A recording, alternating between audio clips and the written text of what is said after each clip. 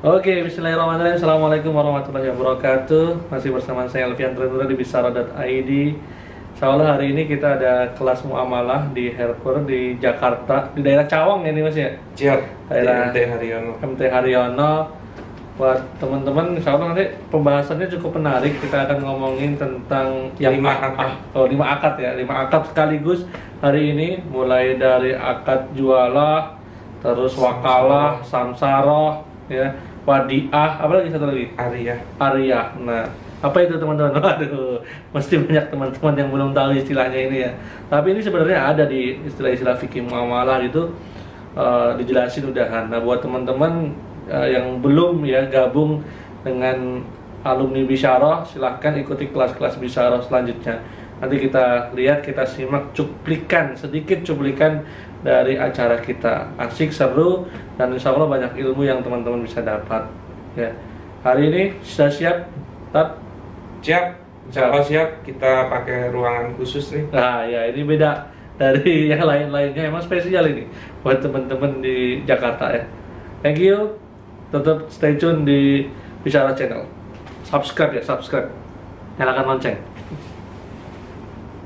Nah, yang montong tuh Gimana Tat? bijinya itu Enak. kecil Ini gitu loh. luar biasa Dagingnya ya. tuh gimana? Lumayan kan? Montong barang luar. Padahal ini di bawahnya montong.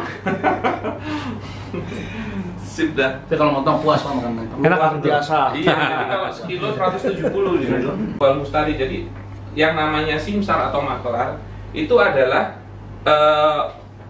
orang yang menjadi perantara antara penjual dan pembeli. Maka yang dia akan pertemukan itu penjual dan pembeli.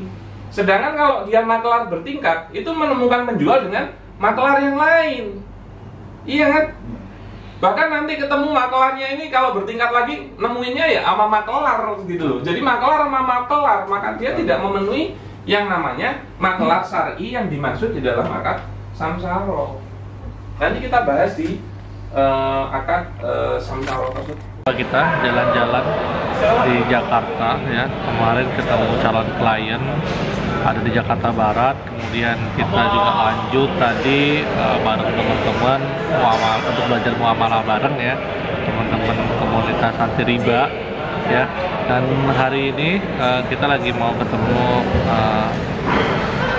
temen gitu kan, yang dia ada usaha di Hexstar ya, salah satu gudangnya all shop besar ya di Indonesia. Jadi bisnis modelnya ini gudang-gudang all shop gitu. Nah, kita mungkin diskusi sih. Akad itu nggak ada dokumen syariah. Dokumen syariah itu cuma ada di UK sama juga. Oh, Di Indonesia belum?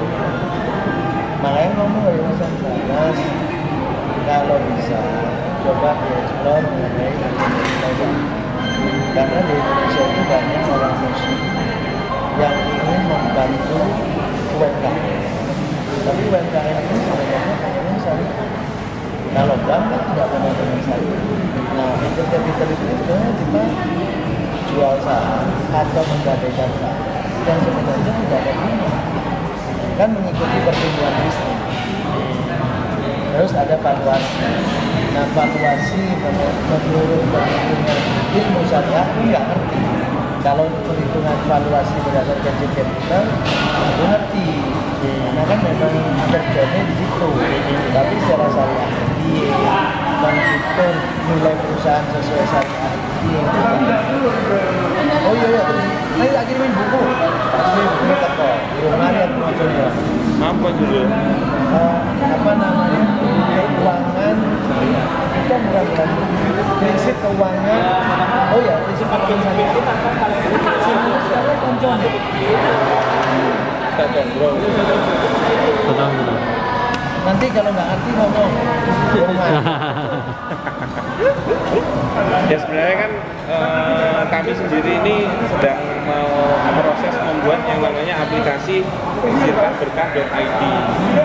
Itu aplikasi yang mempertemukan para calon pemodal dengan para calon pengelola marketplace ya. Seperti marketplace permodalan tapi syariah. Marketplace permodalan Tentu proses screeningnya juga ketat. Jadi semuanya harus saling memahami bagaimana sirkah yang benar. Nah, nanti terutama pengelola nih, karena dia yang akan ngelola uangnya. Maka memang yang masuk ini memang yang kompeten. Makanya biar para pemodal itu juga yakin, percaya. Tapi memang proses screeningnya ketat. Nah itu nanti kami berusaha membuat dalam sebuah aplikasi. Tapi memang sedang proses, karena kan sedang develop, karena memang banyak hal yang perlu disesuaikan. Kemarin Pak Chandra juga udah ke OJK 2 kali, udah tanya-tanya. Memang belum ada aturannya tentang yang kita sampein itu, belum ada aturannya. Yang aturan udah keluar itu equity crowdfunding. Ya. Sedangkan kita bukan crowdfunding, kita nggak sebenarnya nggak pegang duit gitu. Kita hanya Perantara marketplace-nya lah.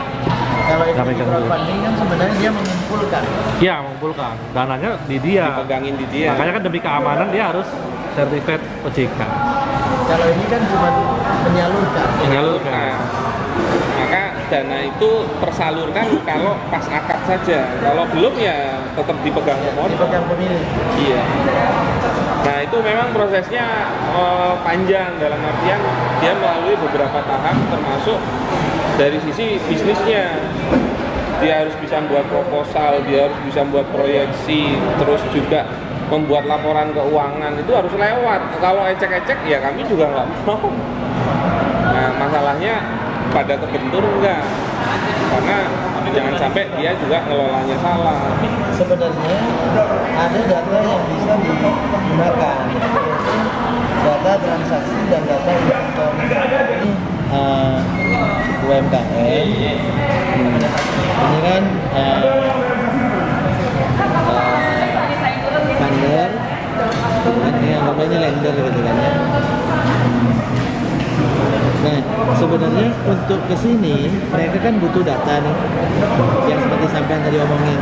Iya. Nah, data UMKM ini sekarang yang dipakai oleh si peer-to-peer lending adalah data transaksi mereka di marketplace, apakah Tokopedia atau Lazada, atau data inventory mereka yang disimpan di fulfillment kayak kita nih, kayak Haistar.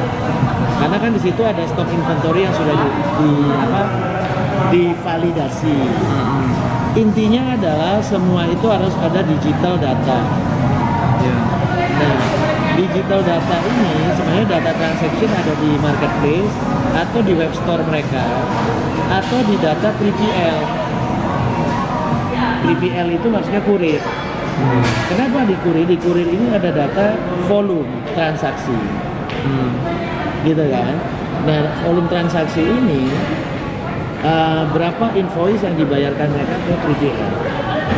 Secara statistik, rata-rata biaya 3PL itu adalah 10% dari omset. Jadi kalau dia bayar Bisa dapat data basicnya, base-nya itu. Jadi kalau dia bayar putaran. Sekarang hitung gitu. Iya, ini yang sekarang digunakan Investri, Kredivo, dan lain-lain. Jadi mereka ini kenapa bisa melakukan approval kurang dari 1 jam? Sebenarnya, jadi dia tinggal mana data transaksinya tinggal ditarik, data transaksi dia dengan Tokopedia, Lazada, Bukalapak, itu kan udah jelas nih. GMV-nya berapa? Kemudian ditanya lagi, you taruh inventory nggak? Karena kan di sini ada inventory financing. Inventory dia dijaminkan untuk mendapatkan pinjaman. Nah itu juga bisa.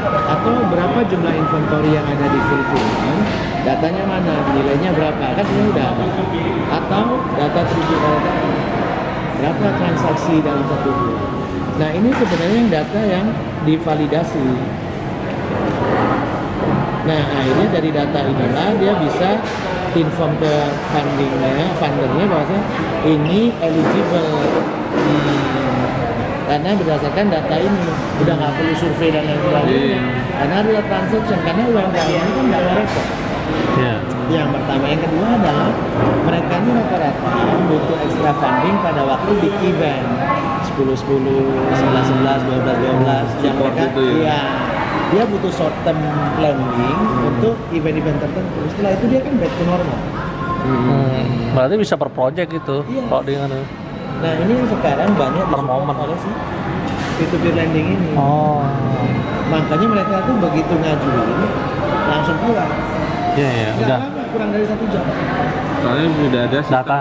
approval melalui data-data itu. Ini valid, transaksi mereka di Tokopedia dan lain sebagainya itu kan valid banget. Iya. Makanya mereka peer-to-peer lending ini datang ke Tokopedia, Lazada. Kalau transaksi fake gitu Kelihatan, kelihatan. kan dia kan tahu historical 3 bulan. Masa dia mau fake 3 Apalagi bulan? udah di inventory sini ya. Iya. Kan udah ada barangnya. Susah juga kalau mau fake. Iya, karena kan yang melakukan apa pengiriman dan Iya. apa udah ada memang di situ. faktanya kelihatan. Yes. Nah, kelihatan. Jadi data digital inilah yang sebenarnya nanti yang tadi sampean bilang harus kredibel UMKM-nya, transaksinya benar enggak. Jadi dia tinggal ngomong pembukaannya kayak apa. Nah, sekarang pembukuan UMKM itu ada banyak aplikasi, ada Clodeo, ada Jubelio, ada Risto. Ini kan sebenarnya sistem-sistem omni-channel yang dimana dia menyimpan data transaksi dari UMKM. Nah ini sebenarnya validate. Jadi kalau misalnya Trust itu pengen dapat data siapa-siapa aja UMKM yang kredibel dan transaksinya bagus, sebenarnya data itu udah ready. Cuman ini permainannya di dunia online. Yes. Jadi Ya. kalau UMKM yang masih offline belum bisa. Susah. Nggak ke tracking. Karena kan yang offline itu justru yang abu-abu. Iya. Karena satu kita nggak tahu real transaction-nya gimana. Ya, kecuali datang ke pasar dan cerita. Iya. Ya, tokonya kalau Tapi ini toko surveinya jadi online, panjang ya. kalau ini tokonya online semuanya digital, datanya tersedia. Kalau offline kadang masih pakai buku, nah, itu yang ruwet. Kecuali offline-nya udah pakai mesin register Iya, iya, iya. atau POS kayak dia pakai Moka Ya, iya. atau apa. Nah, itu kan udah, tapi kan masih nggak banyak. Namanya. Nah kalau yang digital ini sebenarnya sekarang lebih kurang sudah ada 6 juta UMKM Yang udah go online. ya, Nasional ini. nasional. Targetnya adalah sekitar 50 juta UMKM harus go online. Enggak mungkin Pak. Target mana? Pemerintah. Ya apalagi dengan kondisi kayak gini kan. Iya. Semuanya go Transaksi online tuh Kayak sebenarnya Beringharjo itu aja selama pandemi, sepi. Kalau nggak go online juga. Ada beberapa udah. akhirnya sama Pemda ya. Ya kemarin supportnya itu Pemda suruh semua go online. Itu kan jadi memang dia bersinergi. Kalau di institusi kami yang awal ini namanya bisyaro.id. Nanti mau buat aplikasi itu, cuman positioningnya itu memang bagi yang mau dan belum bisa. Kalau Bisyaro ini lembaga edukasinya, nah kami arahinnya itu ikutin edukasi di sini, jadi memang jadi whole package gitu kan. Nah, makanya kalau kami berbasis data real, ya termasuk interview apa, makanya memang agak-agak panjang dia. Cuman menilai personnya itu secara langsung, nggak cuma secara data. Sebenarnya Bang, hanya saran saya sih kalau bisa di bridging artinya gini. Kalau memang pendanaannya kecil, dibikin simple. Iya. Tetapi pada waktu udah mulai gede baru masuk ke ranah yang sana. Karena kalau dari awal mereka udah susah, sebenarnya gini, tujuannya pendanaan ini kan membantu. Ya, sebenarnya kan membantu. Kalau kita mau membantu di awal dan mereka merasa ribet, mereka akan akhirnya ini kan membantu dan siar sebenarnya. Yang tak tangkap ya. Iya. Nah kalau dia mau kalau kita mau siar, kemudian kita terlalu sakit di depan, nggak ada term bridgingnya, mereka juga akan reluctant. Akhirnya balik-baliknya ke bank lagi, ke riba lagi, gitu kan, atau ke tenir lagi. Nah alangkah indahnya kalau memang ada bridging stage-nya yang mereka sudah merasakan manfaatnya sehingga kita lebih gampang rangkul. Ya itu sih mungkin pembedanya. Karena kalau kami itu bermain mengenai akad, Ya, jadi bukan mengenai gimana jalanin uangnya. ya, Makanya kalau pembicaraan mengenai akad itu ya mohon maaf memang agak sakit. Contohnya ya, misalnya, jadi sebenarnya pendanaan atau permodalan yang sesuai syariah itu tidak berbicara tentang oh ini bagi hasil atau bunga. Sebenarnya tidak seperti itu saja. Kenapa? Karena bagi hasil itu perkara turunan, sedangkan akad itu perkara pokok. Jadi memang yang kita buat benar dulu itu akadnya.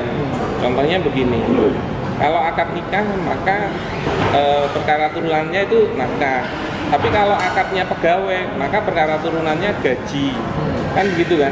Maka nggak ada pegawai kita nafkahi itu juga nggak ada, atau dibalik, ada istri tapi urusan rumah tangga itu malah digaji. Nah makanya sebenarnya mempersamakan persepsi sirkah itu dengan bagi hasil itu tidak sinkron selalu seperti itu, tapi mengenai akad sirkah yang sah. Makanya kalau di bridging dengan adanya toleransi dan tapi akhirnya jadi nggak sah, itu memang bukan pilihannya buat kami gitu. Makanya posisinya akhirnya sekaligus syiar dengan adanya edukasi, yang mana kami juga ada lembaga edukasinya, dan dari situ juga adanya pendapatan yang lain sebenarnya. Jadi memang ini connectednya seperti itu, cuman ya itu speed nggak bisa tinggi. Betul. Nah sebenarnya nanti tinggal end game-nya. Ya. Kan gitu kan? Ya. Ya memang harapannya apa ya?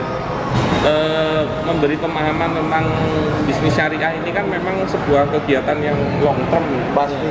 dan memang pelan-pelan dan lain-lain.